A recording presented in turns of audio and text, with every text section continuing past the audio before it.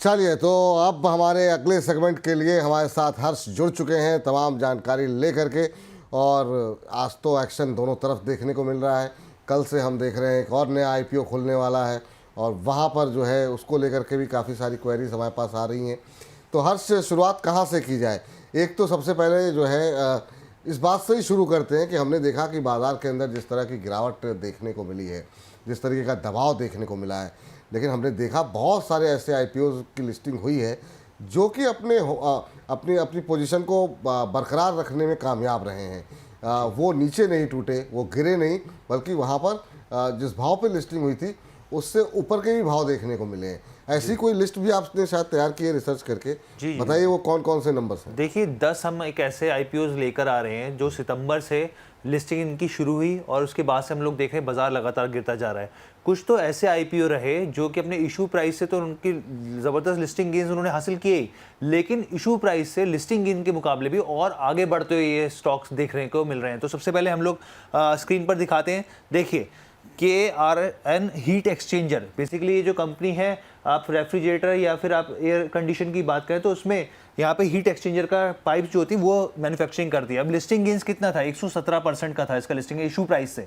अब देखिए कितना बढ़ गया है, 300% तक ये स्टॉक जो है वो बढ़ चुका है अपने इशू प्राइस से यहाँ पर। तो यानी कि जितनी लिस्टिंग हुई उससे तो ज़्यादा मुनाफा कमा के दिया, जबकि ऐसे बाजार में जबकि स्थिति खराब है। क्वाड्रेंट फ्यूचर टेक, ये एक ऐसी कंपनी जो स्पेशलिटी केबल्स बनाती है, वो भी ऐसी जो रेलवे कंट्रोल और सिग्नल के लिए इस्तेमाल किए जाते हैं। लिस्टिंग इसकी जो हुई इशू प्राइस से 54% ऊपर हुई, लेकिन अब देखिए 92% स्टॉक जो है इशू प्राइस से आगे बढ़ चुका है। तो ये गिरते बाजार में भी ये जो है ऐसे स्टॉक्स बन चुके हैं, आईपीओस जो थे अब जो है कि निवेशकों को मालामाल कर रहे हैं। अब अगली प्लेट की तरफ बढ़ते हैं और ये देखिए अगली प्लेट आपके सामने आई है, गाला प्रिसेशन। 48% पे इसकी इशू प्राइस से लिस्टिंग हुई थी, इसके लिस्टिंग गेन्स मिले थे, लेकिन अब तक 98 लगभग डबल जो है रिटर्न मिल चुका है। डिफ्यूजन इंजीनियर्स की बात करें, जो कोर इंडस्ट्री होती है उसके लिए जो मैन्युफैक्चरिंग की जाती है, यहाँ पे कई तरह के प्लांट्स की मशीनरी की, उसका इसका बिजनेस मॉडल है। उस समय बाजार की स्थिति थोड़ी ढीली थी, 17% का इसका लिस्टिंग गेन्स था महज। अब सोचिए 17% का जिन्होंने सोचा होगा और बेच दिया होगा, 80% के मुनाफे पे अब ये स्टॉक इशू प्राइस से आगे बढ़ चुका है। अगली प्लेट की तरफ बढ़ते हैं। ये तो 4 हो गए। अब इसके बाद देखिए ममता मशीनरी, बेसिकली पैकेजिंग जो होती है बैग्स की, यहाँ पर पाउचेस की, इससे जुड़ा उसका बिजनेस मॉडल है। 159% पे लिस्टिंग हुई थी, ये थोड़ा नीचे आ गया, 159% से नीचे आते आते 75% पे, अभी भी इशू प्राइस से 75% ऊपर ही है ये। इसके बाद Enviro Infra Engineers, basically water management से जुड़े जो मशीनरी होती है उसके लिए डिज़ाइन करती है और भी कई तरह के ऑपरेशन से जुड़ी हुई है। 39% पे इसकी लिस्टिंग हुई थी इशू प्राइस से, 75% अभी तक स्टॉक जो है वो बढ़ चुका है इशू प्राइस से आगे। यानी कि देखिए गिरते बाजार में भी ये जो है स्टॉक एकदम बम्पर रैली दिखा रहे हैं। अगली प्लेट की तरफ बढ़ते हैं यहाँ पर। अब देखिए बजाज हाउसिंग फाइनेंस, उस समय तो ऐसा बस क्रिएट हो गया था बजाज हाउसिंग फाइनेंस को लेकर कि बस यही है। तो 135% की लिस्टिंग हुई थी, मेरे ख्याल से 188 इसका हाई रहा था। वहां से 67, देखिए वहां से तो नीचे आया है, लेकिन 67% अभी भी इशू प्राइस से ये आगे चल रहा है।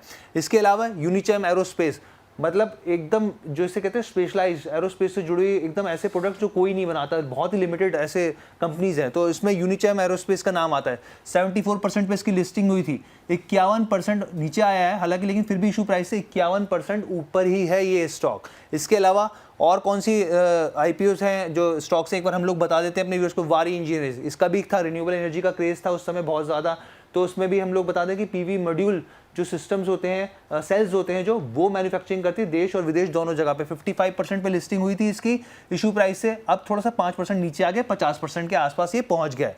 विशाल मेगा मार्ट, हमने कई रिपोर्ट्स करी हैं और ये कंपनी जो है आप देखिए कि जो अपैरल हो गए, ग्रॉसरीज हो गई, तमाम तरह की इलेक्ट्रॉनिक्स हो गए, उसको बिक्री करती है। यहाँ पे 43% पे इशू प्राइस से ऊपर लिस्टिंग हुई थी, अभी 1% ही नीचे 42% पे। तो ये तमाम 10 ऐसे आईपीओस कहें जो अभी सेकेंडरी मार्केट में आ चुके हैं, लेकिन बाजार के गिरते बाजार के बावजूद भी एक अच्छी परफॉर्मेंस दिखा रहे हैं। अच्छी परफॉर्मेंस दिखा रहे हैं सर। 10 शेयरों की ये लिस्ट है लंबी चौड़ी, इनमें से कुछ शेयर ऐसे हैं क्या जो आप ट्रैक करते हो, जो आपको अभी भी अच्छे दिखाई दे रहे हैं करंट भाव पर भी?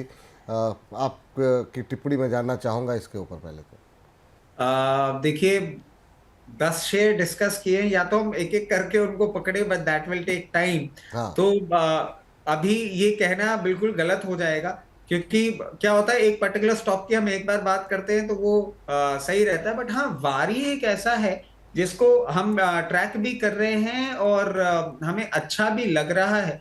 अगर इसके हम लेवल्स की बात करें जी सर।